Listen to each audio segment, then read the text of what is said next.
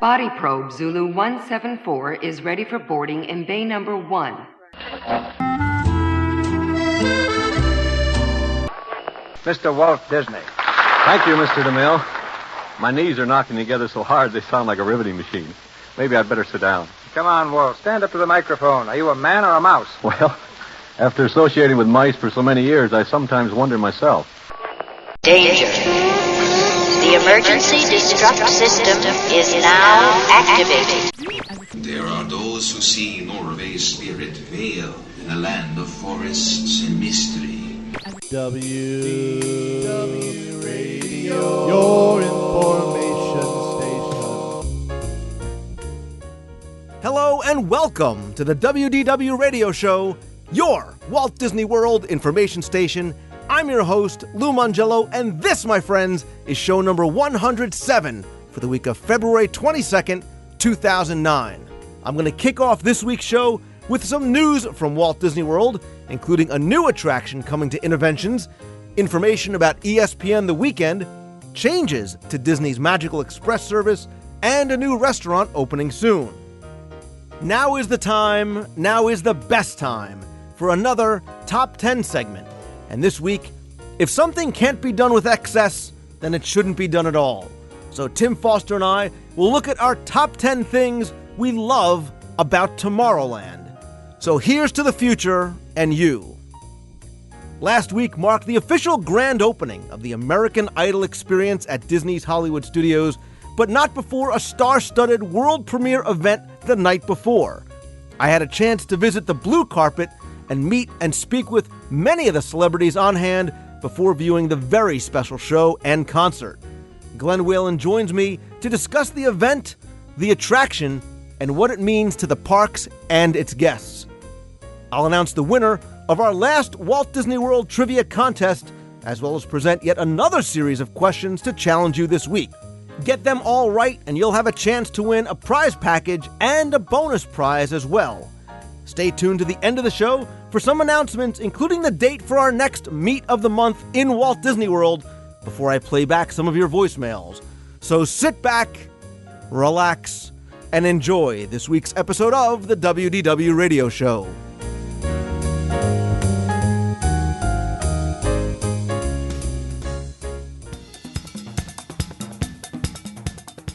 Just a couple of quick bits of news from Walt Disney World this week. First, over in Epcot, the Raytheon Company is set to unveil an interactive, math-based experience called The Sum of All Thrills over at Interventions in fall of this year. It's going to take kids through a fun and educational experience that's going to help instill a lifelong passion for math, science, and technology as part of Raytheon's Math Moves You program. Now, in addition to this experience over at Interventions, Raytheon is also going to be hosting the 2009 Raytheon Math Counts National Competition from May 7th through the 10th at the Swan and Dolphin Resorts. From Epcot to Disney's Hollywood Studios and from math to sports, because ESPN The Weekend is back once again this year as its one-of-a-kind sports-themed special event is going to take over Disney's Hollywood Studios from February 27th through March 1st. ESPN personalities and more than 30 legendary athletes, including NFL quarterbacks Kurt Warner and Brett Favre, 2009 Major League Baseball Hall of Famer Rickey Henderson, and U.S. Olympic gold medalist Shawn Johnson are going to be part of the event.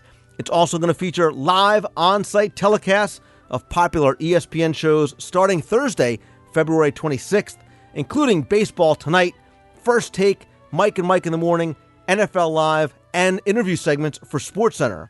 There's also going to be motorcades, Q&A sessions with athletes, ESPN personalities, and lots more.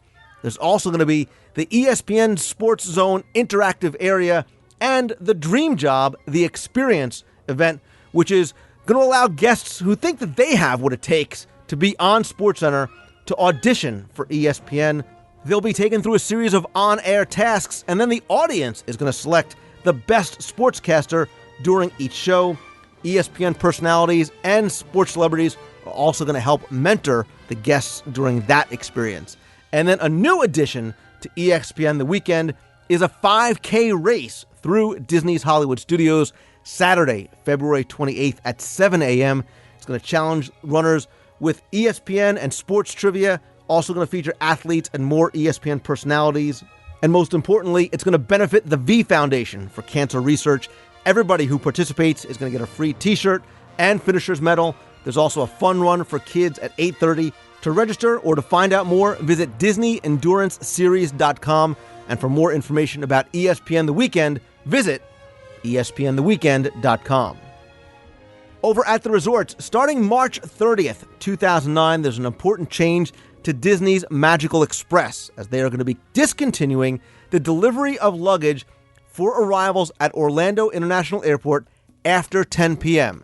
So if your flight arrives at the airport after 10 p.m., you now must go to collect your luggage from the baggage claim area and take it to your Magical Express bus, which of course will then transport you and your luggage directly to your Disney resort. Of course, flights arriving from 5 a.m. to 10 p.m. will still be able to have their luggage delivered automagically to their resort. Finally, over at Disney's Animal Kingdom Lodge Villas, the Sana restaurant is going to be opening on May 1st. The name, which means work of art, is going to serve beautiful African cuisine with Indian flavors such as tandoori selections, curried flavored dishes, and a variety of Indian breads for breakfast and dinner. Reservations opened on February 16th for DVC members through member services, and they open Monday, February 23rd to the general public through 407 WDW Dine. That's it. That's all the news from Walt Disney World this week. If you have any news that you want to share, email me at lou@wdwradio.com, or to discuss any news, visit the forums over at disneyworldtrivia.com.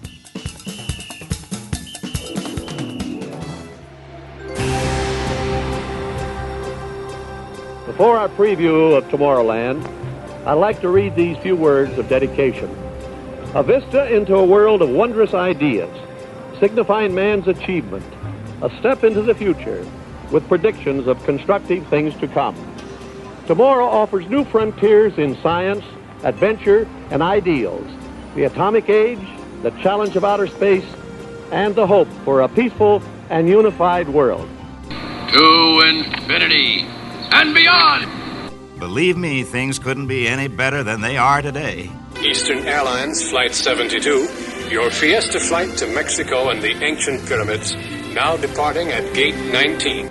Our mission to Mars takes place sometime in the future when a sightseeing trip to the Red Planet is an everyday adventure. Here's to the future! Tomorrowland Transit Authority Metroliner nonstop, now departing Rocket Tower Plaza Station for a round-trip Super Skyway tour. Welcome aboard, TTA travelers. Whether you're a humanoid, a robot, or an alien passenger, we hope you enjoy your trip along Tomorrowland Transit Authority's Super Skyway. With issue 3 of Celebrations magazine just hitting mailboxes this week, I thought we would tie in this week's Top 10 with Tim Foster segment into a feature in the magazine that I really, really enjoy, and in fact, really, for me, was kind of a good excuse to talk about one of my favorite parts of the Magic Kingdom, and that is Tomorrowland. So, of course, I'm welcoming back Mr. Celebrations magazine himself, Tim Bananas Foster. Hi, Lou. I was waiting to see which one you'd speak. I know. I resisted this week. Bananas is really going to stick. It is going to stick. It is going to stick. Okay. And that is going to be my food despite what you say. Now, I'm going to start off this segment before jumping into my list with when I approached you about doing this, you came up with Tim's predictions for mine, and I wrote these down. You said, Lou, I don't think there's going to be many surprises, but I can see the Lou roster now. And this was what you expected my list to be, and I'm going to read them off because none of these are on my official list. Because I embarrassed you out of it. That's right. Number 5, smoothies at anti-gravities. Mm-hmm. Number 4, a PB&J at Cosmic Ray's Starlight Cafe. 3, funnel cake, figuring that somehow I would sneak that in. Yep. Under your shirt or something. Number 2, egg roll. Wait, how did you get to Adventureland? Who knows? Who cares? Pass the soy sauce. Yep. And number 1, which, if you listen to the show, which obviously you don't, You thought I was going to say turkey legs at the lunching pad, but you know, Tim Foster, as well as I do, turkey legs do taste best in Frontierland. Well, all right, you took it in from Frontierland then. I don't care how you get the food there. You're going to talk about it anyway. Do you think it would think it would make it across the park? You know, that's a very good point you raised. I stand corrected. So, and it's funny because I had anti-gravity cappuccino smoothies on my list, so I better take it off because that'll make me look really bad there. I can tell you something. I have no food. I have no food on my list. I hear you, but I don't believe you. We'll see. You'll sneak it in. I'm sure I will. But you know what? Before I get to my list, as I was trying to put it together, and it was tougher than I thought it was going to be because there is so much that I love about Tomorrowland, I'm actually going to give you some things that I don't love about Tomorrowland. Whoa. I know. Shocker. Because as I was thinking about it, I'm like, God, I really miss If You Had Wings. I really miss Mission to Mars. I miss the big sort of, giant white spires at the entrance to Tomorrowland. I miss the Plaza Swan boats. And I don't like seeing the empty Skyway Terminal. So maybe it's not things that I don't like about Tomorrowland. Maybe it's more things that I miss about Tomorrowland. Because I was waiting for you to sneak a food reference in that segment. Chili dogs. I'm surprising you and all the other listeners. And I have to take a moment and sit down here. I know. We're 3 minutes in, and I have not mentioned any food items. You've mentioned it. You just mentioned it in the I'm not going to mention it manner of mentioning it. So I still win. Yeah, and I so want to go first and just go with my number one thing first because I know you're going to say it and it's going to ruin it for me. Before you start. But I'm not going to do that because as a courtesy to you, I'm going to let you go first and great. Ruin it. But before we start, though, I'm going to do what they call in the biz a shout out here, and this is for the last top 10 we did, which was things that were better at night. If you use the word peeps in here, I'm going to just hang up the phone. Peeps? My good shout out friend, to my peeps. Yeah. My good friend. No, got an email from my good friend Stephanie, who sold me on the wonders of Dumbo the Flying Elephant at night. Wow. And that's it. I just want to throw that out there and say, thanks, Stephanie. I'll take that under advisement. Real quick, you got 30 seconds. Sell me and the other listeners on Dumbo at night. Actually, I think there was a promise of food in there for me. That's why I said it. No, I think what it is, it's the riding Dumbo, and as you go around, you can enjoy in one swoop all the lights and the glitter of Fantasyland as you go by, and I guess you see the carousel here and the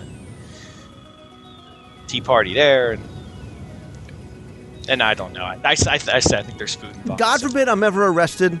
Please don't try and come to my defense because that was a weak argument right there. No, it sounded very. I won't open the email, but it sounded very good, genuine, and sincere. And I promised I would say something. So I agree with Stephanie. There we go. I did not need much convincing. No, of course it's wonderful and magical. And because too the views from. I mean, that's why I ride it, not just because my kids insist on riding it and waiting on 45 minutes. But how come you're always on it by yourself? Well, it's for research because I like the unique views that you get of Fantasyland, and I'm just up there taking pictures. All right. Okay, I'm ready. Let's see. I'm going to start with the music. Oh, God, I hate you, Tim Foster. But no, I'm going to make this easy on you because I'll let you piggyback on this one because I'm actually going to only talk about one specific thing. And I'll say before I get into my list too deep, this was a hard one for me too because I feel like we've talked about all things I could think of. I feel like we've talked about before because we always talk about what's great at night and all that kind of stuff. So I went in for a lot of the little details that I particularly like. And as far as music goes, the one, and for some reason I really noticed it the last time I was there, even though I was fully aware of it, was riding the TTA and going into Space Mountain. I so don't like you. Oh, come on. Well, you know what I'm talking about. As you enter, it's dark and this ethereal. How do you like that? Spacey music starts playing, and right just as you're in that segment, you really get taken away to a whole other place, and it's one of those things. I remember the music, but probably couldn't hum it to you. But the instant I hear it when I'm riding a TTA, I'm there. I'm in Tomorrowland. I'm in the world of the future. And it just takes me away to a magical place. And that's the one little piece of music I will talk about. And sounds like you've got some more musical things that you particularly enjoy, even though I think I took your favorite one. In one fell swoop, you knocked my two biggies off the list. Thank you. Uh-oh. I hope you had reservation. Well, that was one. How'd you sneak that into two? I would wait people over. All right, so I did have music on the list. And I love the background music of Tomorrowland. And I think so many people don't pay attention to it. Again, for some reason at night, I really, really enjoy it. Originally, the old Tomorrowland music had that very distinct 70s feel, and while I really, really enjoy that, the new tracks, I think, are wonderful. You can sit over by the launching pad or sit in a number of different places here in the background. But yes, Tim, the Star Tunnel music, as it's so fondly referred to, is far and away one of my top 10 pieces of music in the Magic Kingdom. I love it. It's something, I've mentioned before on the show. I don't know what it is about that little piece of music. We all know it. We all recognize it. And I think some of us even ride the TTA just to hear that in that 2 or 3 little minute section by Space Mountain. Can I ask you a question? Yes. When you are sitting by the launching pad, what exactly are you doing? I'm watching people go by with nothing in my hands or mouth. That's it. That's okay. it. I'm doing nothing. I thought I got you. I refuse. I refuse to give in to the so delicious. All right. Now, are you using that for your first one, or are you just expanding on mine? I guess I'll have to use that as my first one. Really? Because I still have like 30. Oh, because I knocked off all the ones you had, so right. You're down to 3. Let's see. Where's my next one? I'm going to say, I know you talked about the Tomorrowland of the past and the grand white spires and that sort of thing, but going in the totally opposite direction, one of the things I really like about Tomorrowland is the color. And to me, of course, the Magic Kingdom is full of color and lights and pizzazz everywhere you go, but walking into Tomorrowland, to me, it's such an explosion of color. And it's funny because if you haven't been there and you say Tomorrowland, you might not think of that as a place where you would find a lot of color. You would think of future buildings in white and stark and metallic and all that kind of thing. But just walking through Tomorrowland, particularly at night, as everyone knows, it's the neon colors everywhere is a feast for the eyes, as we say. And it's funny how some of the different attractions have their own colors. Like the TTA is blue and Buzz Lightyear is green. And my wife is convinced when you walk out of there you have a green tinge to your vision. I've never experienced that, so I don't know. Maybe she got hit with maybe my daughter shot her with the laser a couple times in her eyes. But it's a little magazine plug here. There are some beautiful pictures of Tomorrowland that you'll all see in the issues, and the thing I'm always amazed with the pictures, especially at night, are the colors brighter than colors like I've ever seen before. Even in the other parts of the park, like Fantasyland and so forth, these are colors that really scream at you, and I love it. I'm so with you, and that's great because coming from the creative person that you pick up on the colors. I actually touched on it on one of my 200 honorable mentions because I talked about standing in or around the hub, looking down the Avenue of the Planets at night, the lights and the colors and the little strobes by the TT. It's beautiful. Look, and if I had a better camera and a steadier hand, I'd have better shots of it. But it's spectacular at night. Again, completely different than any other area in the Magic Kingdom, and it so has its own theme and feel and look to it, and it's so distinctively Tomorrowland. And I don't agree with your wife about seeing green when you walk in. Yeah, I don't get that. Now, this is funny because all the people email and say, I know, I've seen that too. I don't know what it is. Or maybe they won't, and I'll chalk it up to my wife and say, you got me again because I didn't see it. You foster shooting each other with the lasers. Can't just I don't do that. I'm too busy getting my 1,000,000 points, but I'm sorry, 999,000. Okay, if I can now finally have one of my own. Sure. I hope I steal this from you. One of my things that I love about Tomorrowland is the Metrophone. And people are saying, what is the Metro? What is a Metrophone? You may have walked right by it, and it coincidentally does happen to be in or around the seating areas of the lunching pad. I know it's delicious treats. But it's this it is this space age sort of phone booth with a white dome on top, 3 or 4 metal legs that hold it up, and you can just walk into it. It's sort of enclosed halfway within a sort of like a glass cylinder, and it's run by the Galactic Communications Network, which brings worlds closer together. You can make calls toll-free anywhere in the galaxy, and there's a keypad there. There's an old telephone-style keypad there, and if you press the button, you'll get a variety of different messages, and I'm not going to play them all and spoil it for you here. I think it's a great treat. I think most people walk right by it, think it's just a prop. Again, it's one of those little hidden treasures that you can interact with, have a little fun with, kids and adults, and I think it's just pretty neat, and again, very much overlooked by the passerby. And very close to food. I hadn't even noticed. I think you just mentioned food. I'm not sure. And I'm glad to say that wasn't on my list, so you didn't get me. So the next one on my list is, all right, here we go. One word, Skippy. That's my next one. Not the peanut butter. I was actually a big fan of Alien Encounter. I know some people loved it, some people not so much. But I really liked it a lot. It was one of my favorite attractions in Tomorrowland, and I was very sad to see it go. And, of course, one of my favorite moments in the ride was the little furry alien Skippy getting, sadly, fried to a crisp in a teleportation experiment gone, sadly, wrong.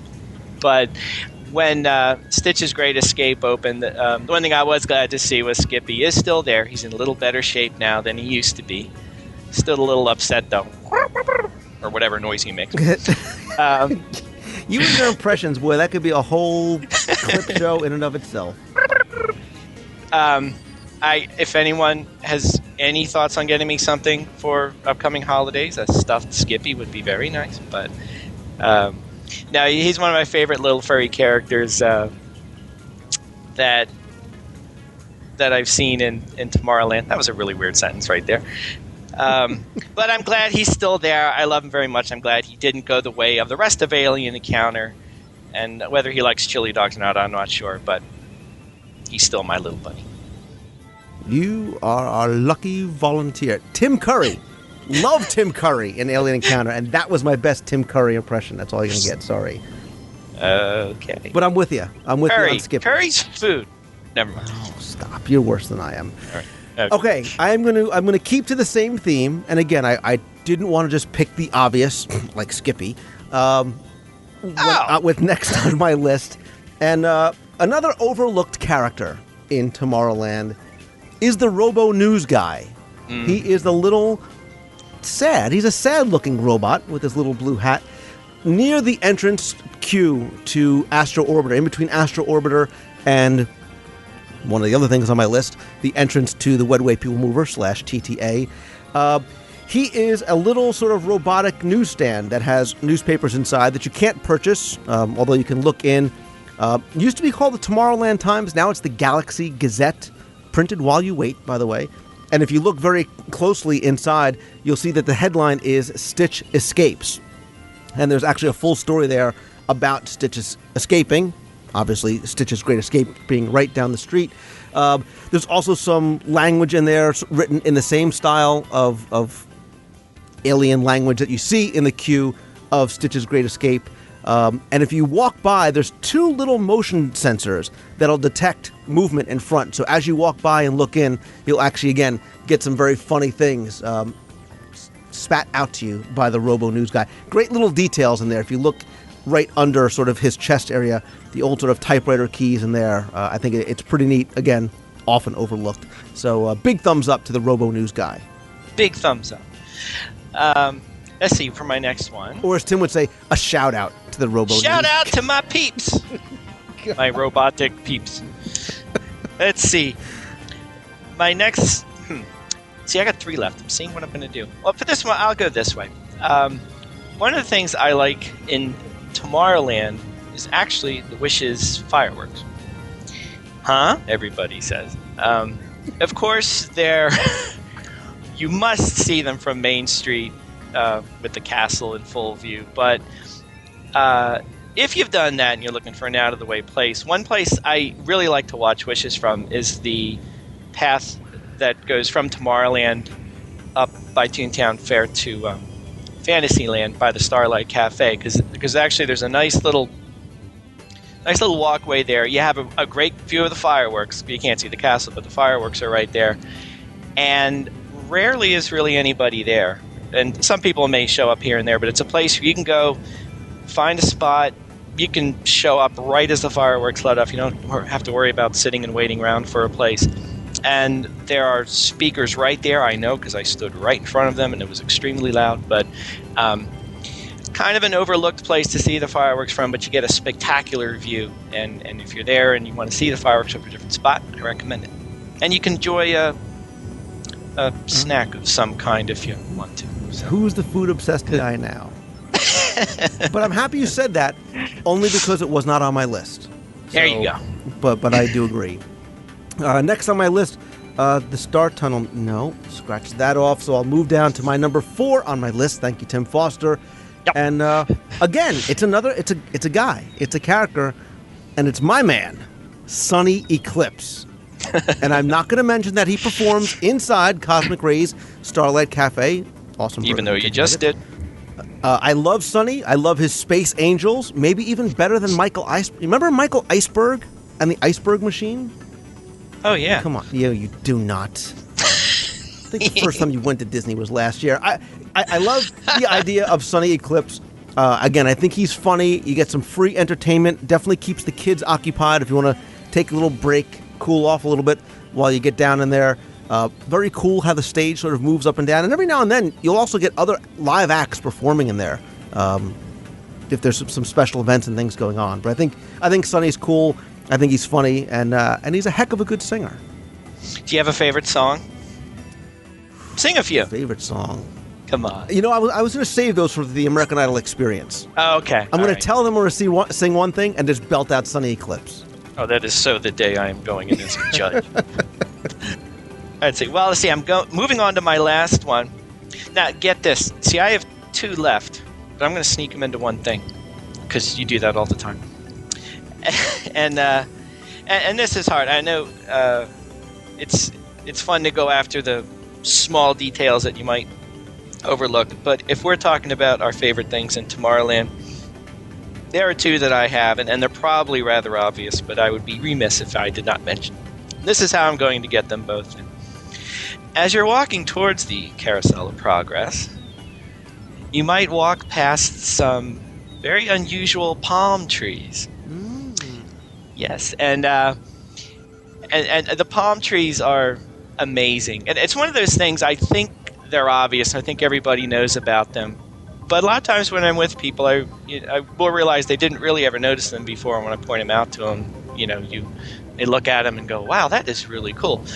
And for those few who aren't sure what I'm talking about, these are the futuristic version of palm trees in metallic greens and so forth, and brilliantly lit up at night, as is everything else. And just one of those little touches again, but it's really cool when you get we're in Florida, but we're in the world of the future, so it's kind of cool. And I enjoy the palm trees on my way to the Carousel of Progress, where I'm going to talk about my real number 1. Blatant disregard of the rules there, but I'll let totally throwing the rules out the window. But this is my favorite scene, and again, it's an obvious one, but is the final scene in the Carousel of Progress, the Christmas scene.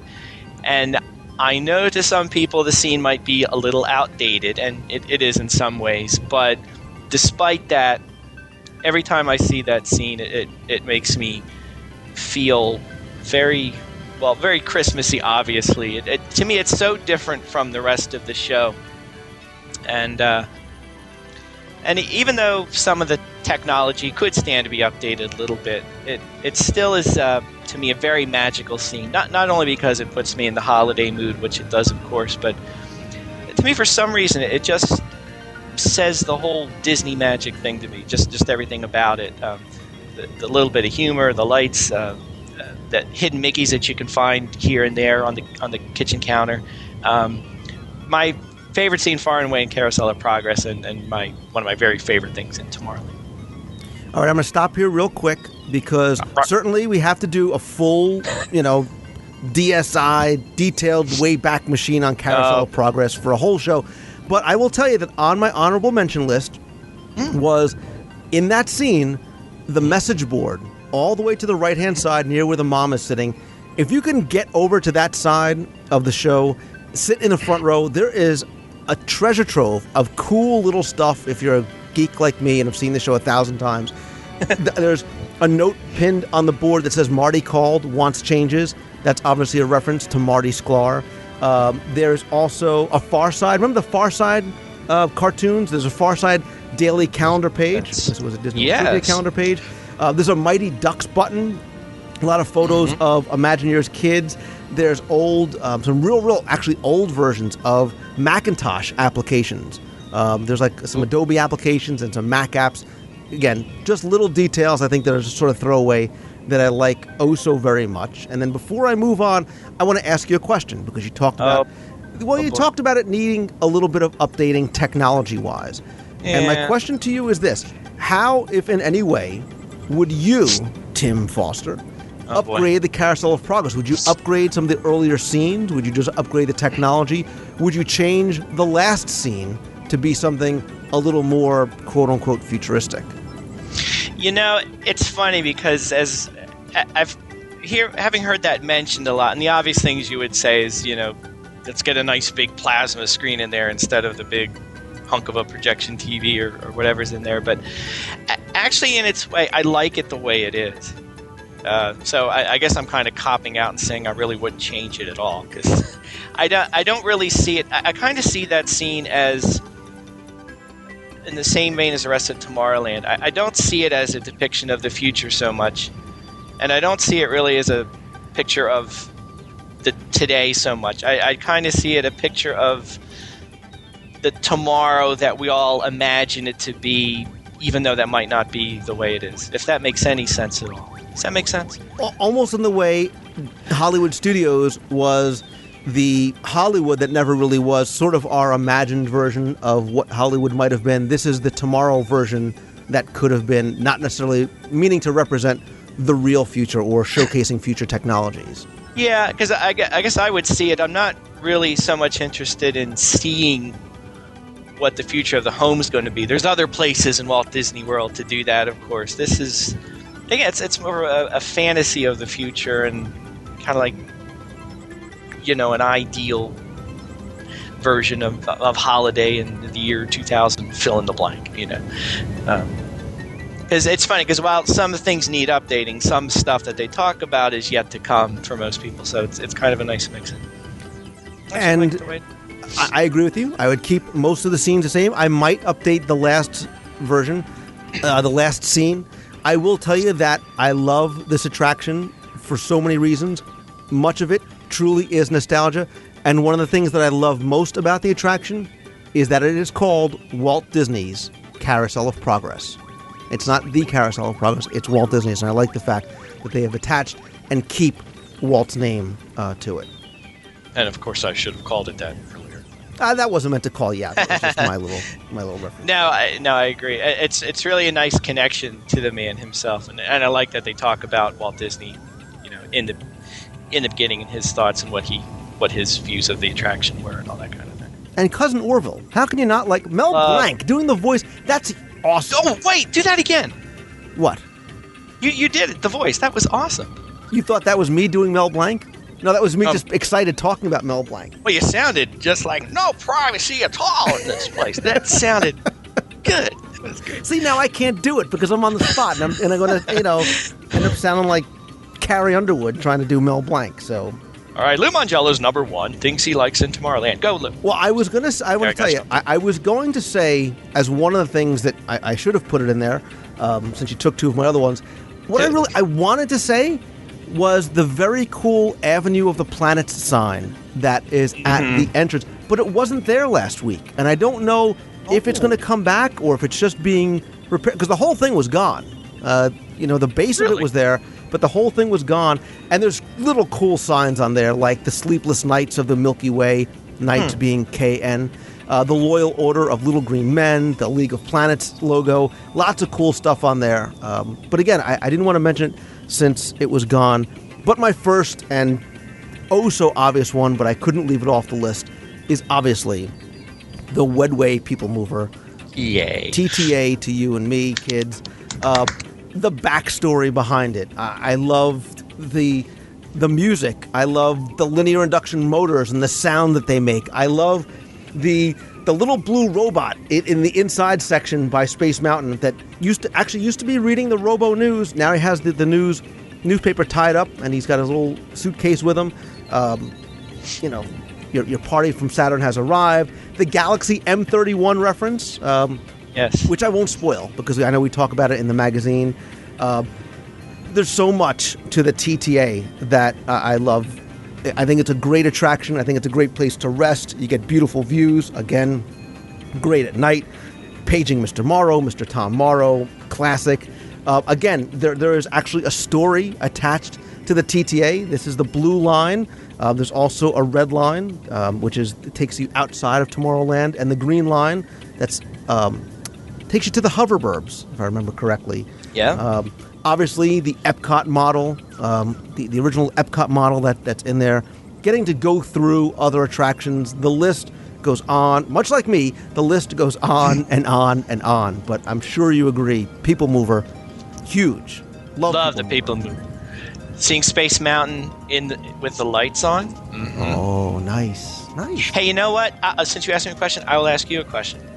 Seeing Space Mountain with the lights on, like it, don't like it? Love it. Love it. Okay. Love it. Love it. Love it. Now, again, ride the TTA at the very, very end of the night, and oftentimes you can get lucky enough to see Space Mountain with the lights on, and that's when you're like, oh my God, I can't believe how close and tight and dense this track really is. But I think it's cool. And I've actually ridden Space Mountain with the lights on, too. Really? Yes. Yeah, I couldn't tell. My eyes were always closed. I figured you probably, that was a little too scary for you. No, it's funny. I think it's neat when you see it on too, but my wife is the opposite. To her, it's kind of like, looking at the man behind the curtain. She goes, boy, that thing's big and gray, isn't it? And, it's nothing beautiful. It's not anything beautiful to look at, but I love... It's just really cool. I love the technology behind the magic, so I like getting a chance to see that. So again, I will come back to you with a question, Counselor. Space Mountain going down for major refurb. Yes. Love it. Hate it. What do you think? Again, we don't know. We don't know what's going to change. I know, but well, I love it. Hate it. What am I loving or hating? The fact that it's closed, or the fact that they're rehabbing? The fact that it's going to be rehabbed, or do you like sort of these original classic attractions to stay the way they are? Here's my thing. I think I'm going to love it. I'm not trying to feed the rumor mill or anything, because that's not my thing. That's your thing. But the length of the rehab and what seems to be happening doesn't sound like they're going to change it. So the one thing I would not like is if they said, Space Mountain opening soon, triple loops, corkscrews, 50 G's. I wouldn't like that, because I don't like that kind of thing. But if it sounds like it's staying basically the way it is and getting plussed and all that, I assume that's what you're hearing as well. Yeah, and in the Mickey Monitor, I know they said that the ride layout was not going to change. Right. So, and that being the case, then I fully expect when it opens up that it'll be just cleaner, brighter, cooler, and maybe smoother and that kind of thing. Actually, it's going to be the opposite from what it's going to be. It might be cleaner, but it's going to be darker because it's very, very. Well, no, there's a lot of ambient light that gets through there. If you've been on Disneyland's Space Mountain, you can see the difference. You have your eyes closed. You don't know what. It's the same to you. No, in that sense, I'm okay, and I hope I love it, and I think I will be happy with it. Okay. Same question to you, though. What is your? I don't like the TTA's going down. I was just going to say, I don't like the TTA is going to be down because that's my one and only ride that I have to do when I go there. And if they lose the Star Tunnel music, I'm telling you. Please, don't take away my Star Tunnel music. That's all I ask. But these kind of things are usually very exciting to me because I trust Disney. I trust their judgment. Again, it's not going to be any sort of it doesn't sound like a very radical refurbishment or departure from the classic attraction, which I like. You know me, I love the classics. So now, is that the end of your list? That was the final step of my list. That was your last one, wasn't it? That was my last one. And most of my honorable mentions I've already mentioned already. Although one thing we didn't mention, and I think we both really like this, maybe we've talked about it in the past, the hidden walkway to Mickey's Toontown Fair. Yeah. And the only reason I didn't mention it is because I feel we've talked about it in every show that we've ever done. But yes, that's very much a favorite of mine. I'm sure we could rattle off a whole list of other things that are favorites too. I did actually get through all of mine, but I got through most of mine. You know what else I like too? I love the view, and I've held a number of meets there in the past. I love the view from the terrace at the Tomorrowland Terrace Noodle Station. Yes. Yeah. The view of the castle in the background is wonderful. Yeah, we were for one of the first times we were there. That's where we watched the fireworks from. An evening I will never forget. I'll tell you the one thing. Yeah, you had things you didn't like about Tomorrowland. One thing I didn't like was being in the Monsters Inc. laugh floor, and they picked on me last time. It's so easy. I mean, it's such a softball. And I didn't. I got sad. So.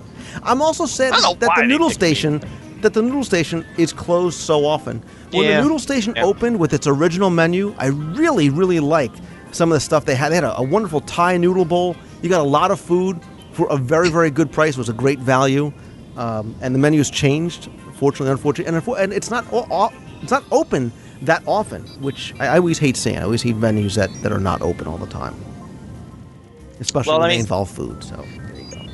Yeah. So what is the attraction you miss the most? If You Had Wings. Besides If You Had Wings, which you've mentioned before. The attraction that I miss second most, I'm not going to say Delta's Dream Flight. Maybe the Timekeeper. The Timekeeper. Or Mission to Mars. I really liked Mission to Mars. I like the time. Yeah, I have fond memories of Mission to Mars going on that with my dad as a kid. And maybe that's where it comes from. But I think the Timekeeper was great too. I love that, especially I love the final scene in that, and I do miss that. Great. And I'm afraid of going in Monsters Inc. because I'm afraid they're going to pick on me again. And I try to keep a low profile. No, maybe that's what did me in. Do I have to have the same conversation I just had with my 3-year-old son, which is Tim? You don't have to be scared of anything in Disney World. Okay, Dad. So, but anyway, Mr. Foster, we should tell listeners that, number one, I want to hear what you guys have to say. I want to hear some of the things that you love about Tomorrowland, because I'm sure there's many, many people that have various things that were not on our lists. And two, please go and check out issue 3 of Celebrations magazine, because Tim did a beautiful job laying out a great piece on Tomorrowland, and there's some beautiful photographs in there, none of which were taken by me, by the way. I took a couple. Hey, and the sign is in there. If it indeed vanished somewhere and everyone doesn't either know what we're talking about or misses it, there coincidentally is a very nice picture of it in the magazine. So, absolutely. And again, which, as you said, should be hitting everyone's mailbox. If it hasn't already, it should be coming very, very soon. Awesome. Quick plug, celebrationspress.com. And Tim Foster, go check all his great stuff out over at guidetothemagic.com. Tim, we have many, many more top 10s to come, but as always, if you guys have a suggestion for a top 10 that you'd like us to do, email me, lou@wdwradio.com, and I'll bring Mr. Bananas Foster back once again. Until next time. Until next time. All right. Thanks, Tim. Well, I can see my old buddy Mike Feedback, the technician up there in the control booth, has given me the signal to take 5. Now don't go away, because we have some very special entertainment to follow.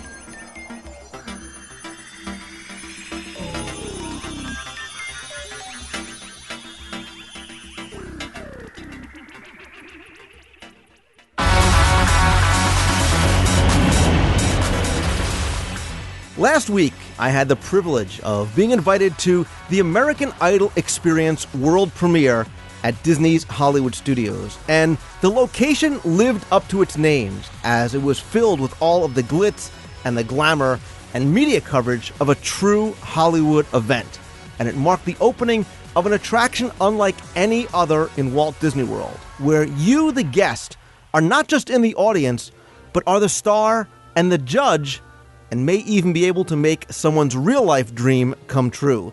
And this week, to talk about the American Idol experience and the event, I'm joined by somebody who I think may love Justin Guarini just a little bit more than you do, Glenn Whalen, who was able to experience it with me. Glenn, welcome. It's great to be here, Lou. I'm bet you're happy that I said Justin Guarini. Justin, quiet down over there. I'm sorry. He's being loud again. So... All right. You're probably happy that I said Justin Guarini instead of Justin Machoni. So, but yeah, Glenn, you were, much to my wife's dismay, you were able to actually join me on the event because you helped me cover it, and we'll talk about some of the stuff that we did there. But I thought it would be interesting to talk about this because of the size and the scope, really unlike anything I've ever seen for an attraction opening in one of the theme parks. Absolutely. It was exhilarating. Just exhilarating. The amount of the glamour and the glitz that they achieved through that event was just exhilarating. I was pumped up the entire evening. I was really excited before I went down.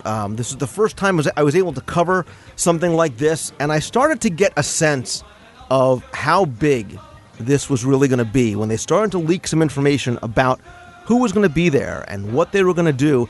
And I wasn't just sure if this was something that they were doing as sort of a sneak peek, but really was for much of the event, it was open up to guests, which I was really happy about. And I wasn't sure if this was going to be a surprise for them, but clearly it wasn't, because the highlight of the day was going to be this star-studded motorcade of American Idol stars that started at 4:30, and then they were going to close the park down at 6.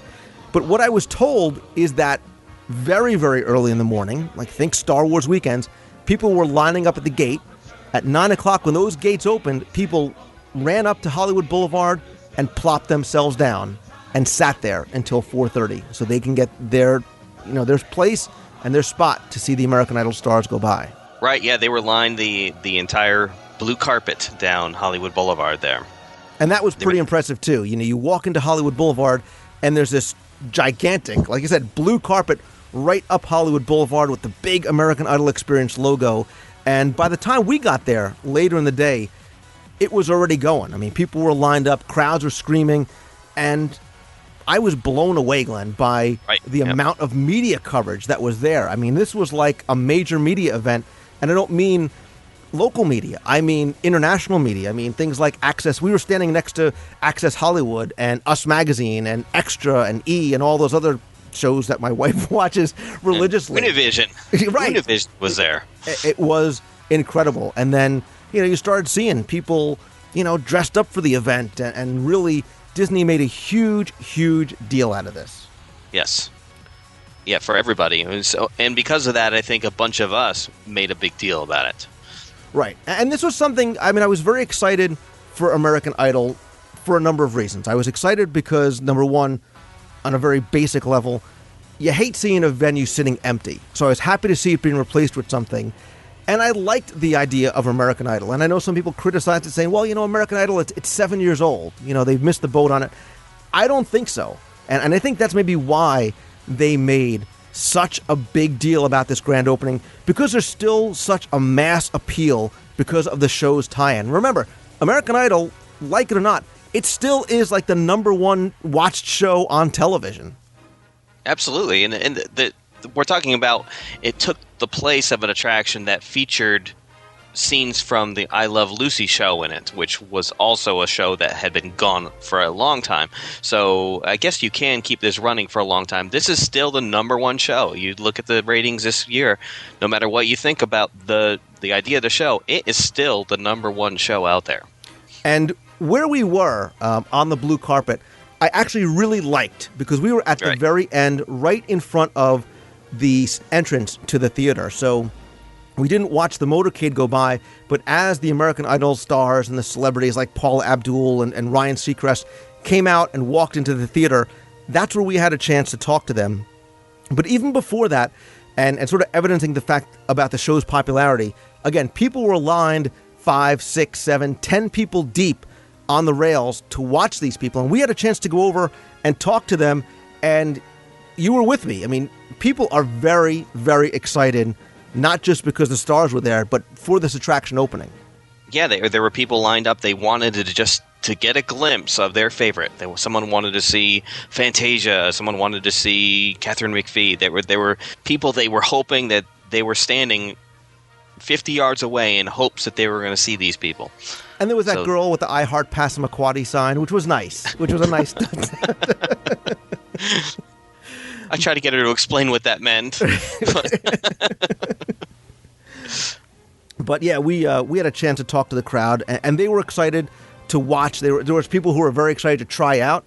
We talked to some people who belted out tunes right there, and we also had a chance to talk to Disney's chief magic official, Justin Michoni. He too was very, very excited about the event, and he made a great point in that this is why I think it's going to be so successful, is that unlike anything else we have in Walt Disney World, the guest is the star. The guest is the entertainment. And that level of interactivity, even with all the other interactive things that we have going on and the opportunities to do things like Jedi Training Academy or be part of the Indiana Jones Epic Stunt Spectacular, this is it. I mean, the guests provide the entertainment, and not in a make fun of you comedic kind of way, but in a real, genuine bit of entertainment value. Absolutely, and I think we're experiencing a change. We're experiencing a switch over there. We had a lot of people who are concerned about the level of talent, but a lot of these people are now, we're practicing with Guitar Hero and Rock Band, and people are working on these things at home now. The talent that I've seen in the 4 times I've seen the show has been nothing to be concerned about. There have been a definitely reasonable talent up there on the stage. Now, reasonable compared to my talent, I think it's spectacular. but across the board, you're right. And I was very impressed. In the show that we saw that night, there were 5 performers, and most of them were very, very good. I mean, I think it really came down to 2 who was going to be the ultimate winner, and I think it was very, very close. Yes. So yeah, I think so. And they don't tell you what the final tally is. They just announce who the winner is. Exactly. And we'll talk about the show, too, because the show that we got a chance to see was special as well. But I'm happy that you've gotten to see the regular show sort of during the week without all the fanfare. But the blue carpet was great. And I will admit to having watched my fair share of American Idol, and I won't just blame my wife for it. But, of course, you see the names like Ryan Seacrest and Paula Abdul. But a lot of the other American Idol winners, as well as some of the other stars, people that didn't win but were runners-up. Guys like David Archuleta were there, and Saisha, and some of these other guys.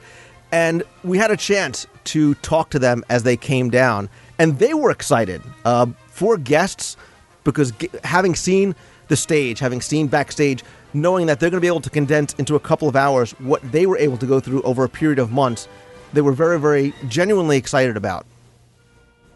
Yeah, actually, Ace Young was one of them who took a lot of time to talk about how great it was that the way that they've been able to cram everything into a 3-hour experience. And he also thought it was an incredible offering. So it was nice to see that they are actually in touch with it. And they actually see that there might be some sort of advantage to it. Sanjaya was actually speaking about how this might actually raise the bar when you are actually taking the auditioning people and improving their quality on the front end. Exactly. And one thing I love, too, about the audition process is once you start getting through that first level and that second level, Disney will bring in a vocal coach and a performing coach to improve your performance before you get on stage, before you get in front of those 1,000 people who are going to vote on you. And I think it's great that they really try and want to give you and give the audience the best possible performance. And some of the Idol stars seemed genuinely humbled. Like I mentioned, Justin Guarini, your favorite, you can look at the poster on your wall to prove it, was genuinely humbled to, in his words, sort of be immortalized in this attraction in this way. Because I think a lot of these people, too, are Disney fans, and it's this marriage of family-friendly entertainment from the American Idol perspective and from the Disney perspective that they really enjoyed. Yeah, so many of them talked about their relationship with Disney prior. Phil Stacey spoke with us at length to say that he and his family were just down here the week earlier where nobody knew who he was, and they were experiencing staying at Disney as a Disney-loving family. And then he comes back a week later, and people are screaming on the side of the road for him. So it was a funny imposition for him. Right. And some of the people I knew by face, again, guys like Justin Guarini and David Cook and Jason Castro, Diana DeGarmo. But I 2 words, Carrie Underwood. Carrie Underwood. Yes. My wife begged me to talk to David Cook. I held out and I waited for Carrie Underwood, who was wonderful. Yeah, she was great. I'm surprised. I was very proud of you that you got a word out. I have no idea what she said to me. Something about loving the show. I thought I heard her say she loved the show. I think she said she might have been talking about Idol. I was thinking WDW radio. And she's got the Disney connection too with Enchanted. So that's right. But that's right. After all the celebrities came through, we were ushered in to see the show. That was my first time seeing the stage and the set, and I can tell you, the pictures so do not do it justice. It is absolutely incredible what that set and stage look like. It's bright, it's beautiful. They've got the huge sort of stadium size LED screen, the other screens on the side. It's absolutely amazing.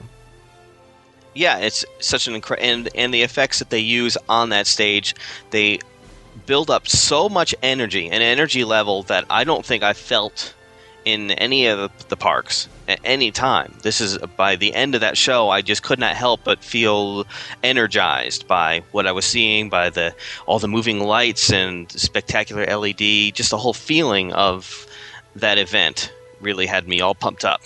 You must be looking over my shoulder at my notes, because on one line I have one word and it just says energy. And not in universe of, but in the amount of energy. And I don't think it was specific to this. And you can correct me if I'm wrong, because I'm getting a feeling from other people that have seen other shows, that sense of energy in the crowd is still there. Either because they're excited to be there, they're excited to be seeing the set, they're excited to be voting for a person that they may know. But it's a very, very high energy show.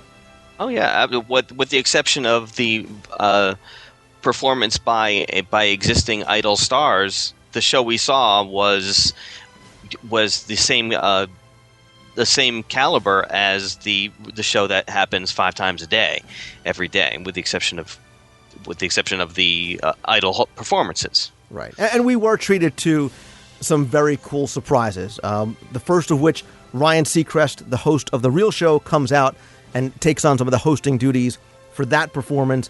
And then we got a chance to see all 7 past American Idol winners come out on stage with the American Idol creator, Simon Fuller. They also received American Idol trophies that they're going to start giving to all the other winners, which was cool. I mean, there was definitely a coolness aspect to it. It was the first time all 7 of them were together. First time, actually, a lot of them actually had even met each other. Was right there on stage. Yes. It was a moment for everybody in the audience to go, wow, this American Idol thing really is pretty huge. And there was that moment that I did feel a little bit of guilt that I was sitting there with you, arm in arm, watching David Cook and Carrie Underwood belt that song while my wife was home taking care of my 2 kids. Right. But it was a working trip, and we were working and taping and doing all kinds of fun stuff for the show. Yeah. But I have to tell you, I wasn't sure. I said, am I going to lose something, because there is a celebrity aspect to these people when you watch them on TV? Do you lose something when you watch a guest that you may have just ridden Toy Story Mania with up there? And not at all. You find yourself, I think, picking a favorite and rooting for somebody, really cheering them on, and really sort of wishing them well. And I like that. I like the fact that you make that connection as you start seeing these people perform. Lou, I've seen it 3 times now, and I'm amazed when I left what an emotional attachment I had to the person I was voting for. Immediately, I really wanted that person to win, and actually was sort of bothered when somebody didn't like who I picked. And, I really was emotionally involved in an attraction in a way that I just haven't done in a very long time. I felt the same way because I voted for a girl in the show that did not win, and I went up to her later on, and I felt compelled to say, you know what, you did an amazing job. You were spectacular. Congratulations on just making it that far. And she was awesome too. Yeah, she was very, very good. She was very, very good.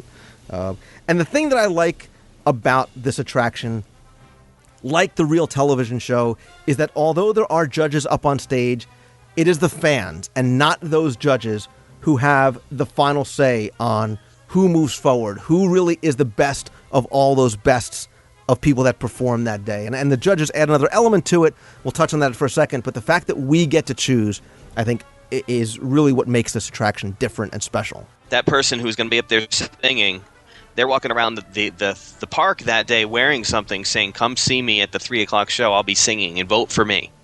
So if you talk to this, if you're online for a rock and roller coaster next to this person and you're talking to them, you're next to who's going to be a celebrity pretty soon. So you're going to go and you're going to cheer them on. If they make it on to the evening show, you're going to go back for that evening show.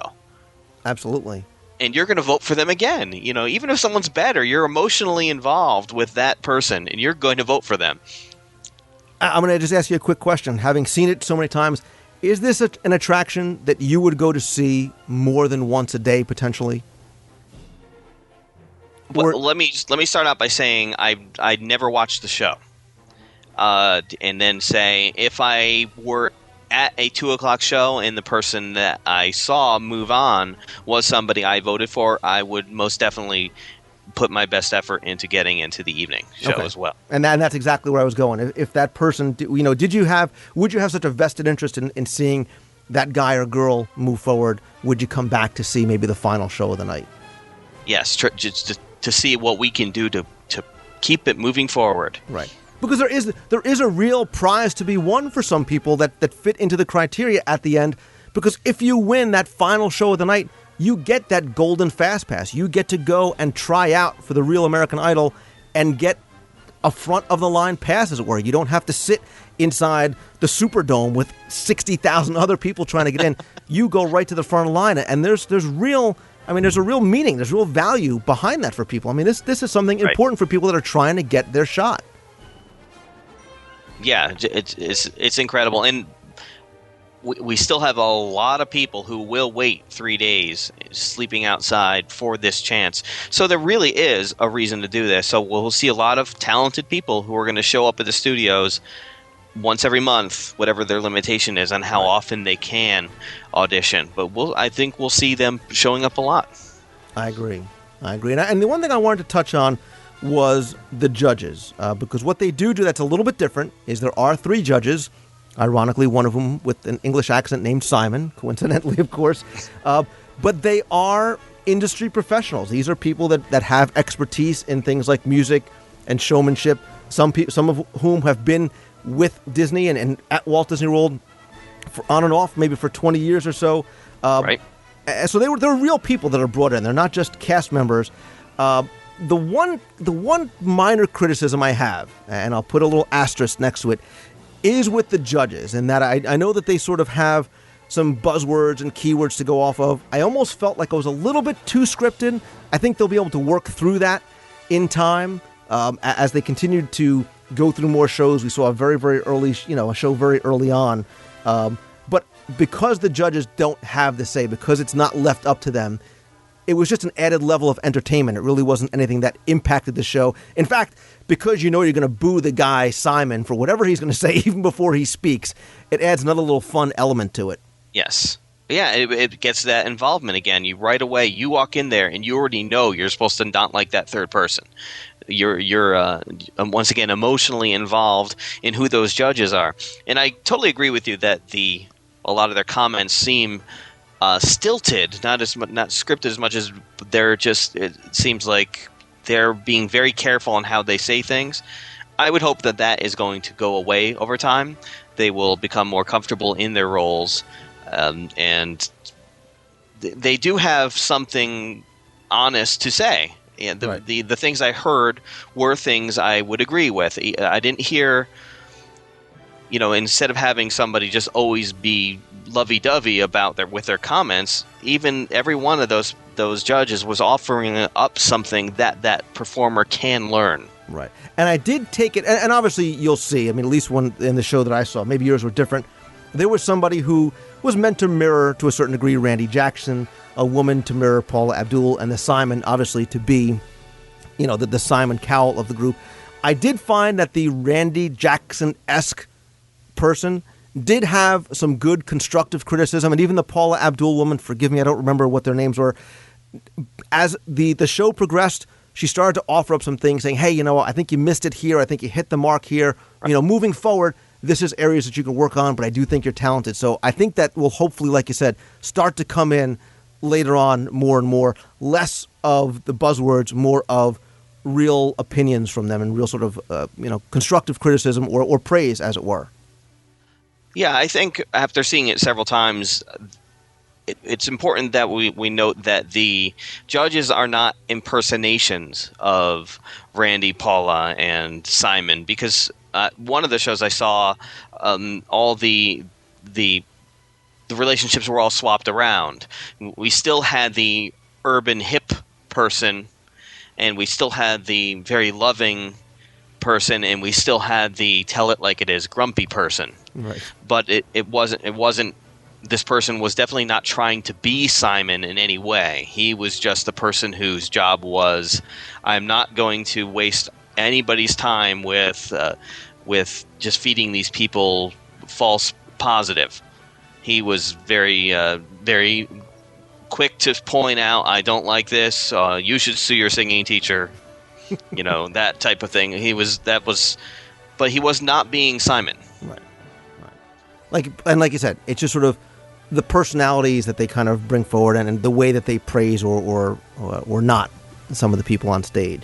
Mm-hmm. But what I really, where the show really, I think, hit the home run for me is at the very end, whether the person you voted for wins or not, when they announce the name and the confetti goes and the lights are going off and the music is blaring, which actually sounds excellent in that theater, by the way. The audio system is amazing in there. You can't help but be happy for that person. I saw people weeping, when the guy won. A guy who they have no idea. I think he was from like Ocala, Florida or something. And they were genuinely, happy for the guy. Yeah. It is a huge. It's not like the end of an American Idol show. It's like the finale show. Right. The end of your show is the end of the season finale. That's how big they make this thing. And now, so it's important to note that this is the last show of the day where they do that. It's not every show. They don't crown everybody a winner at the end of every show. It's the last show of the day where they crown their winner with the confetti and everything like that, and the indoor fireworks. Totally incredible, energized, and you leave there just like, wow, I don't know what to think. I don't know what to say. Right. So yeah, the show was really an amazing experience. I'm looking forward to going back because now that I'm a bit removed from the event, I want to see another show, just a normal daytime show, and see how I feel at that point. But after the show was over, we had a chance to mingle a little bit more, talk to some more people, talk to some more American Idols. I will let you know that I am a little bit taller than David Archuleta, just for whatever that's worth. I know he's only 17, but I have to take my hits where I can get them. And I'm a little skinnier than Ruben Studdard. So see, and you're the smart guy. Okay. You're right. You are the smart guy. Dopes like me, I take a picture next to, Brooke White. who is maybe like 75 pounds soaking wet. You stand next to Ruben Studdard, who's maybe got a couple more pounds on. You look great. I look like, I look like Ruben Studdard standing next to Brooke White. So, but that after the show was over, it seemed like they were not with their handlers. They were a lot more accessible, talking. They were like in the theme park, and they were like, "Hey, let's go ride the rock and roller coaster." And you were running into them, and they were happy to be talking to you, where they weren't being told what to say. Right, exactly. And it was nice to sort of get. And you could go over, and I did it for my wife, but I'd go over and say, can I take a picture with you? Can I, get a. And they were very, very, very personable, which was great to see. Right. And they were having a blast. I mean, there's, David, I think it was either Justin and Carrie or David Cook and Carrie were riding Rock and Roller Coaster. They had Rock and Roller Coaster and Tower Open. So it was great to see them, like I said, enjoying the theme parks that way. But yeah, Disney, wow, they do know how to throw a party, and it's great to sort of see those people out of their element and just enjoying it. So, but, as a whole, and again, I want to put you on the spot because you've seen the show more than once. You've been to the event and kind of can distinguish between the two. Do you think the attraction has longevity to it? Is this going to be something that in a year maybe won't have the same kind of impact that I think we're definitely going to see it has right now? Well, I think Disney works on their feet pretty well. So the show will go through changes, I bet, over time. And I think those changes will determine whether or not this becomes a long-running show or something that'll just be in that place for a few years. I personally love the energy level that when people were leaving that theater, they were pumped up. They were excited. Oh yeah, and breaking into discussion. Oh, I like this person better. I didn't like that person's song choice. Suddenly, everyone felt like they were the experts and they were all involved. If you can get people to be involved that way, you've succeeded. I agree, and I think there will be a level of longevity to it and a big repeatability factor because it's never ever going to be the same. There is no script that they follow. And so, like I said, I mentioned things like the Indiana Jones Epic Stunt Spectacular or the Jedi Training Academy, where there is a certain script that it follows. This is something more akin to maybe like the new Move It, Shake It, Celebrate It, the new dance party where the guests come out. They're involved. You get to be part of the show, whether it's if you're on stage, whether you get to just audition and sort of go through the process, which, from what I understand, is amazing just to be backstage, or if you get to have an interactive element and vote for people, and clap and cheer or boo Simon or whatever it is that you want to do. And that's why I think this attraction should and will do very, very well. Lou, when the studios opened, they used to have a lot more interactivity they'd pick people out of the crowd. There'd be 10 people involved in almost every attraction. There was some sort of involvement, and that seemed to go away over time.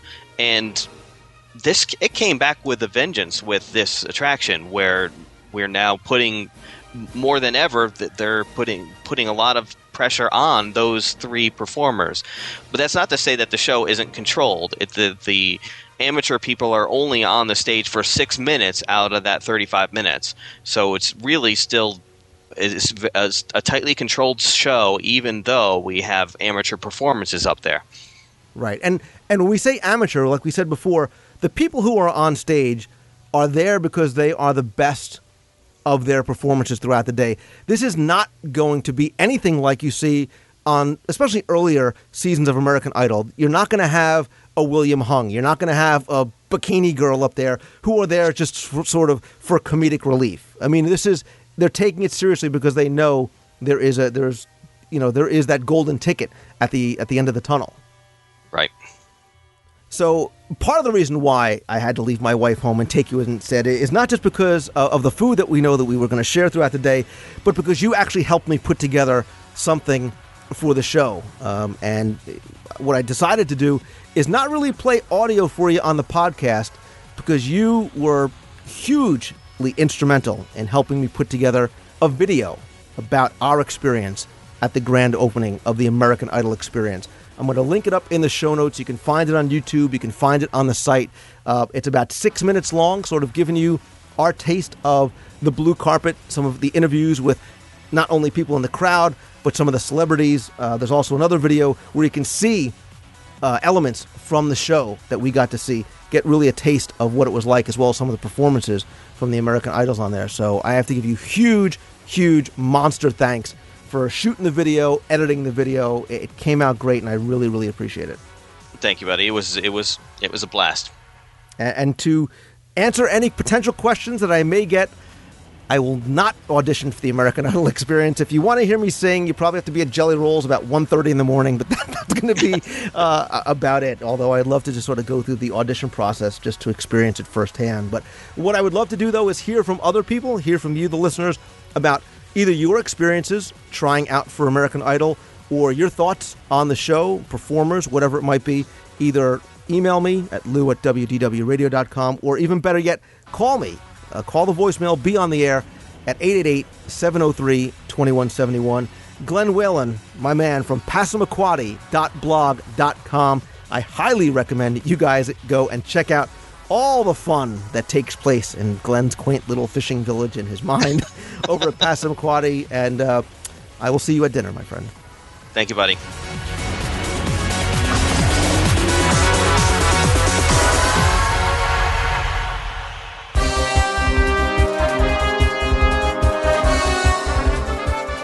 That music can only mean that it's time to announce the winner of my Walt Disney World Trivia Contest. Didn't have one last week because I gave you 2 weeks to respond to the last contest, and respond you did. Let me just say, so much for me trying to make the questions a little bit tougher. You guys are impressive. Most impressive. Anyway, let's go over the questions from 2 weeks ago, and let me give you the answers. First, what is the only Disney film represented by audio animatronic characters and figures in the Great Movie Ride? That, of course, is Mary Poppins. Number 2, who or what is or was Pippa? P-I-P-A, and that was the talking trash can over at Rafiki's Planet Watch. If you are familiar with Push, the talking trash can from Tomorrowland, then you'd know Pippa, which actually means, just so you know, Pippa means container in Swahili. So that's how they came up with the name. Third, in the final scene of Walt Disney's Carousel of Progress, what is the name of the video game that Jimmy and Grandma are playing? Now, I actually would have taken Space Pilot or Cyber Command. In the past, it's been referred to as Space Pilot in the script, and it's also been seen as Cyber Command on the screen, so I would have taken either. Yes! 300 points, my best score yet. Well, it was peaceful until Santa brought that new virtual reality space pilot game. Your turn, Grandma. Next question was, you may have never noticed it before, but behind the America Gardens Theater in World Showcase, a ship is docked out back. What is her name? And she is, of course, the Golden Dream. Finally, the last question was, who or what is Big Bertha? And located in 1900 Park Fair at Disney's Grand Floridian Resort and Spa, Big Bertha is the name that was given to a fairground-style organ that plays music from pipes and drums and a xylophone along with your meal when you dine at 1900 Park Fair. So, did you notice the pattern with all the questions? There was one from each of the theme parks and one from a resort. Oddly enough, it actually somewhat involved food. So, for the bonus question, which you did not need to get right in order to win the prize, was this. I talked about some of the overlooked experiences on Disney's waterways, and one of the most unique ones from the past was an authentic Chinese junk. And I asked you what her name was and where she was docked. And she was the Eastern Winds, and from 1971 to 1978, you could charter her from the shores of the Polynesian. You actually would have needed a minimum crew of 2 with a pilot or deckhand, but because there was a complete galley on the board, you could actually dine there. There was a wet bar on there, so the crew complement could actually increase. And notable bit of trivia is that eventually the Eastern Winds was retired and sold to Joe Namath, Broadway Joe, the New York Jets quarterback.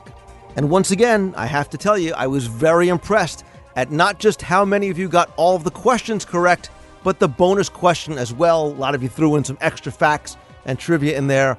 Awesome. Great job to all of you.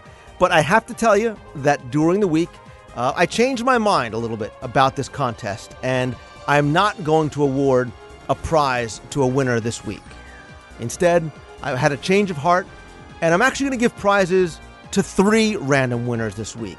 Just because you guys have been so great lately, and I had so much fun meeting so many of you in Walt Disney World last week, and I just appreciate the great emails and comments and stuff like that I've been getting lately. So this is just my way of saying thanks to give out 3 prizes instead of just 1. So this week's winners are Keith Fischler, Kim Nikula, and Mary Jo Collins. So congratulations to all 3 of you. Each of you is going to get a Disney World Trivia page-a-day calendar, audio guides to Main Street and Adventureland, a WDW radio show button, and the Dream Mickey ears. And because all of you got the bonus questions right, me and my big mouth, you're all going to get a copy of one of my Walt Disney World trivia books, although it sounds like none of you really need it, and a limited edition Celebrations magazine pin. And I hope you guys like the prizes. Hope that you're actually playing not for the prizes, but just for the fun. So if you are, it's time for this week's Disney World Trivia Contest. Here are your 3 questions this week, and there will just be 1 winner. First question, where in the world can you find Officer Ralph Digby? Number 2, name the 4 character trails in Camp Mini Mickey. And number 3, the story of Expedition Everest takes place in a distant world in a mythical village called Zerkazong. What does Zerkazong mean? And here is your bonus question for this week. Again, you don't need to get the bonus question right in order to be put into the random pool. In the early 70s, around 1972 or so, they used to show Disney movies in the lobby level of Disney's Contemporary Resort. What was the name of the theater that those movies were shown in? Now, you guys get this. I'll be very, very, very impressed. This is a bit of a tough one. I thought I'd throw a little bit of a tricky one in here this week. But if you get the 3 questions correct, you will win the prize package that includes the Disney World Trivia page-a-day calendar, the audio guide to Walt Disney World Main Street USA on CD, a WDW radio show button, and, thanks to Brett Caldwell, the Dream Mickey ears. And if you get the bonus question right, you will get a bonus prize. Now, you have until 11:59 p.m. on Saturday, February 28th, 2009, to email your answers. 1 per person, by the way. That I meant to say that initially, but kudos to the person that sent in the same email and entry 11 times last week. I did not penalize you. I threw them all in there. Unfortunately, you didn't win. But 1 per person per email address, please, to Lou at WDWradio.com. I will draw 1 winner randomly from all the correct entries. So remember, it's more important to be right than to be first. So good luck and have fun.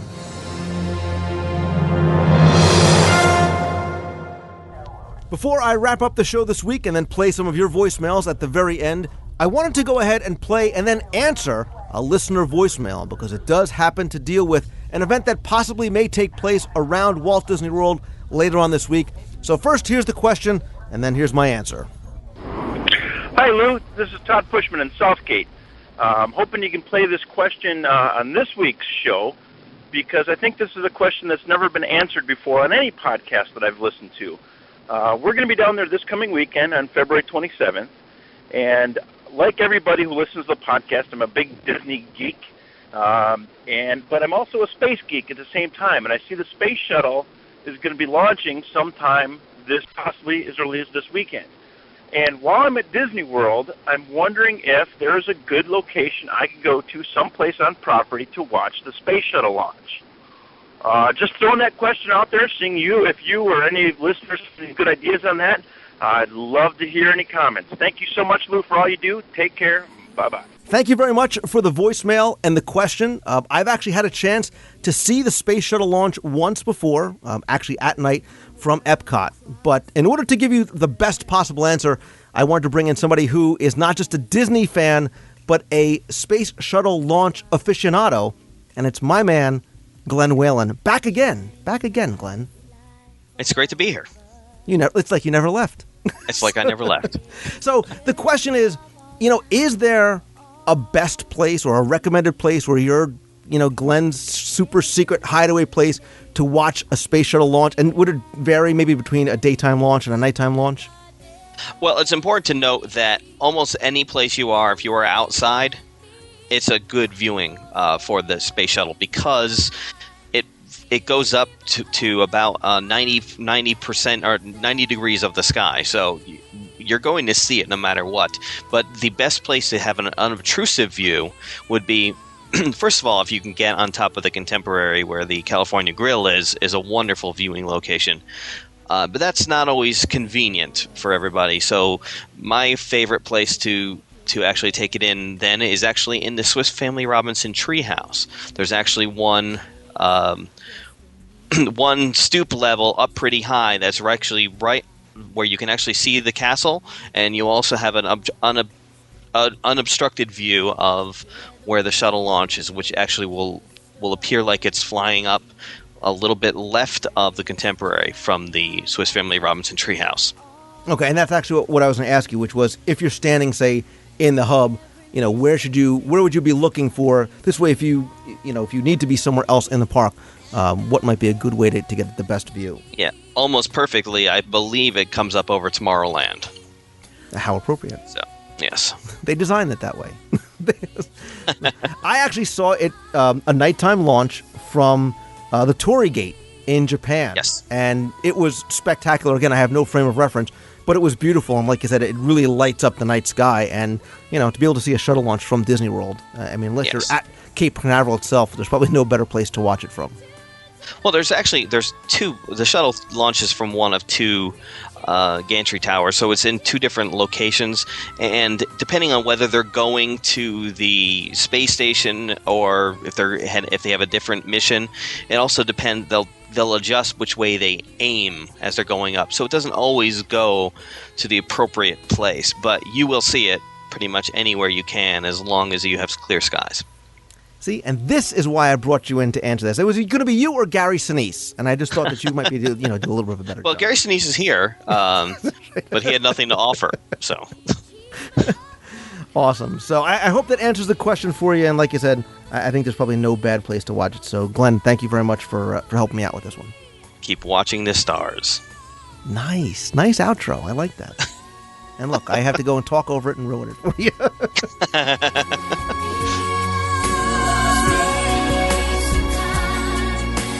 Achievement of mankind as we sail the sea.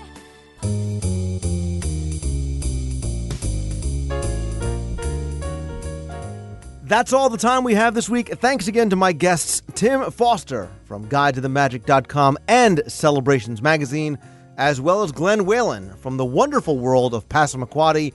To join in on the fun, visit Passamaquoddy.blog.com. Don't forget that if you have any questions that you want answered on the air, you can email me at lou@wdwradio.com. Or if you want to be heard on the air, you can call the voicemail toll-free at 888-703-2171. And no plugs or anything this week, just a couple of reminders. Just because I want to say thank you to all of you guys. I love you guys for listening. I had such a good time meeting so many new faces last week at February's Meet of the Month. That was the entire goal of me doing these meets each and every month. And I have actually just scheduled March's Meet of the Month. That is going to be Saturday, March 21st, 2009, starting at 2 p.m. We are going to meet in France in World Showcase by the bridge that leads over to the United Kingdom. If you can't make it there at 2 o'clock, don't worry. Usually we're there for a couple of hours. I've posted all of the meet information in the forums at DisneyWorldTrivia.com, as well as in the WDW Radio Show group over on Facebook. I'll link to both of those directly in this week's show notes. If you think you're going to make it, please come by at either place. RSVP, not required, but would love to know that you're coming. Speaking of meets, you may have seen my Twitter post, as well as the news on my site or others around the web, that MouseFest is going on hiatus for 2009. If you have not read that as yet, you can head on over to mousefest.org for more information. That being said, my meets of the month are still going to continue, and hopefully these are going to give me even more opportunities to get to meet more of you in Walt Disney World. Of course, I will be doing one in December as well as every other month up until then, so stay tuned for more dates and information as we get closer.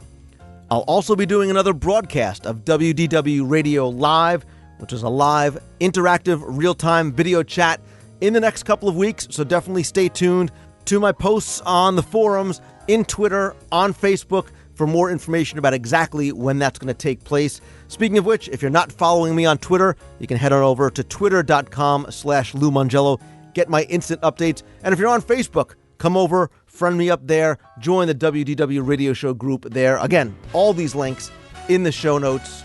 But like I said, that's it for this week. No plugs, no nothing, just thanks to all of you for all of your support. I really, really appreciate it. If you like this show, all I ask is that you please go out, help spread the word, review the show on iTunes, come say hi on Facebook, anywhere that you want to come by, interact, and say hello. You know, I love hearing from you, and even better yet, love meeting all of you. So thank you again for tuning in. Until next time, remember, always keep moving forward. Have a great week. See ya. Hey there, Lou. It's Jamie. How are you? Listen, I just wanted to take a moment and share something with you and your listeners. I know you've talked a lot of times about how important it is to share cast member feedback with Walt Disney World, and I know a few weeks ago you had shared the email address to where you could send those comments. Well, I did just that to appreciate a cast member over at Tusker House in Animal Kingdom, and I got a voicemail back from Walt Disney World just the other day, and again, I wanted to share this with you. It was a great tip, and I'm so glad that I did it. Hello, Mr. Kersey. This is Darren Crock calling from the executive offices of the Walt Disney World Resort. I'm calling you to thank you for taking the time to email us. Our guest comments are very important to us, and we appreciate hearing from you. And I wanted to personally thank you for your compliments regarding Anil from Disney's Animal Kingdom theme park.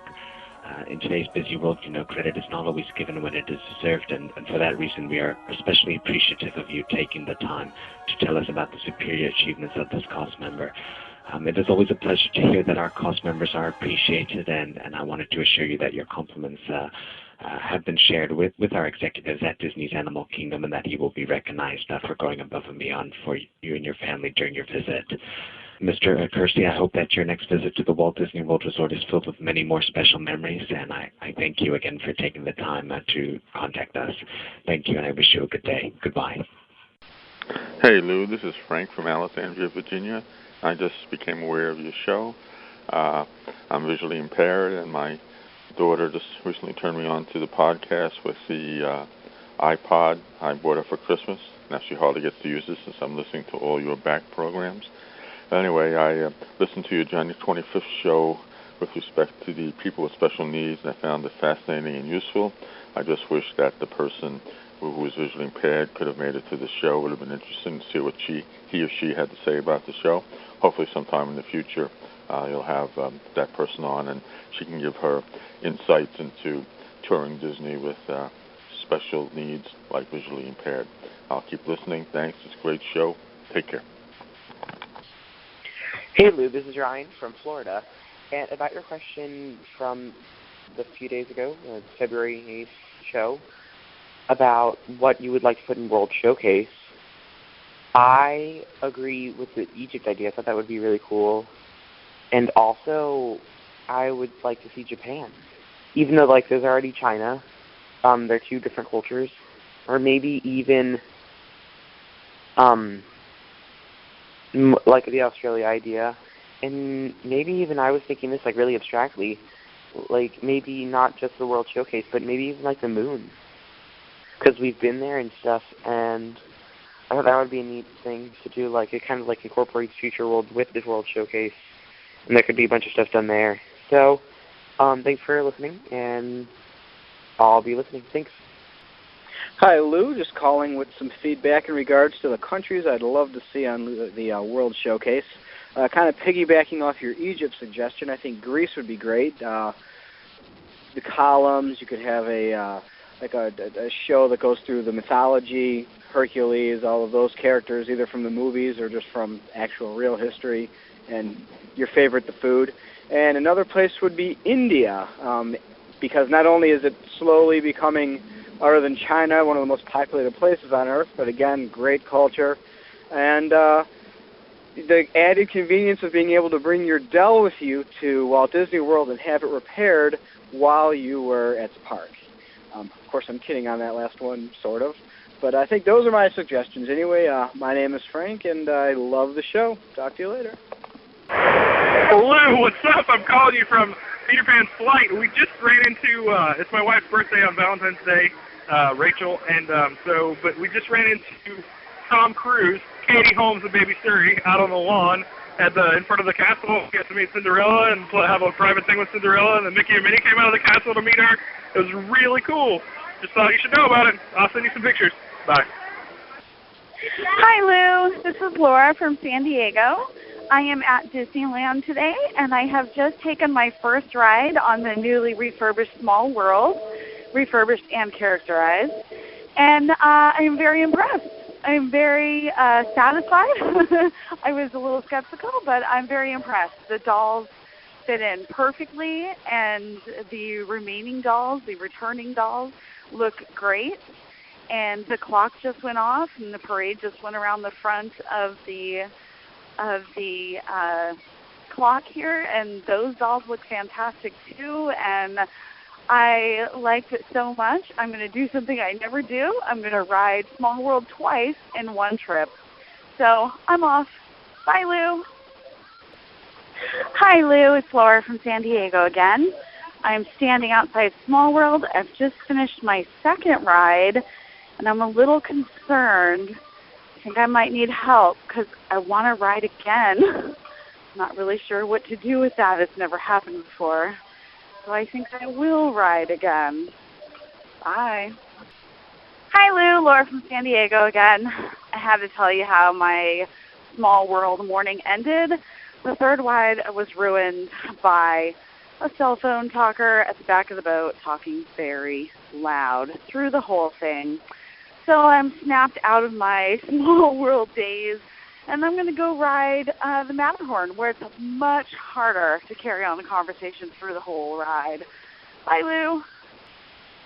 Aloha, Lou. This is Joel from the Andrew Mouse Club TV over here in Honolulu. I was listening to your show the other week, and you were talking about the Skyway buildings, and that brought back one of the memories that I had from working on the college program, and also just the kind of detail that Disney goes through. And when I was on the college program, it was the February, spring time frame, and down at Walt Disney World you get all those seagulls. So, of course, what do the people do? They feed the seagulls, and what happens after they feed the seagulls? The seagulls poop. And Disney would have us go out and clean. I can remember one day vividly having to put on the long rubber gloves with the long handle brush and scraping and scrubbing poop off the side of the Tomorrowland Terrace.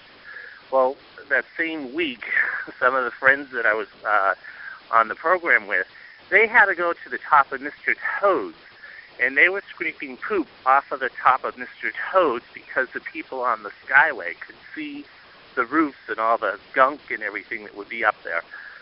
So they had an interesting experience up on the top of the buildings, and the guests got to see a cleaner rooftop line when they were riding Skyway. So two of the things tied in together with our favorite topic of Disney. So anyway, take care, and aloha, Lou. Bye-bye. Hi, Lou. It's Paul from Texas. Just want to say I love the podcast. Keep them coming out. I just read last night the email about Mouse Fest 2009 being canceled. I just want to say I know that couldn't have been an easy decision for yourself and the other members on the executive committee there to make. I know how much all of you love Disney and love that time down there together. I got to attend Mouse Fest back in 2006. It's where I actually found out about your podcast and some of the other podcasts and internet communities out there. So I really have some very fond memories of it. But understand that with the chairperson's decision that he needed to step down and focus on some family and some business things, it really kind of left a big void there, some big shoes to fill. But hopefully you guys can figure out a way to get it going again. I know once these things kind of get lose some momentum and stop, it's very hard to get them turned on back again. So best of luck in that endeavor. And once again, love the podcast, and please keep up the great work.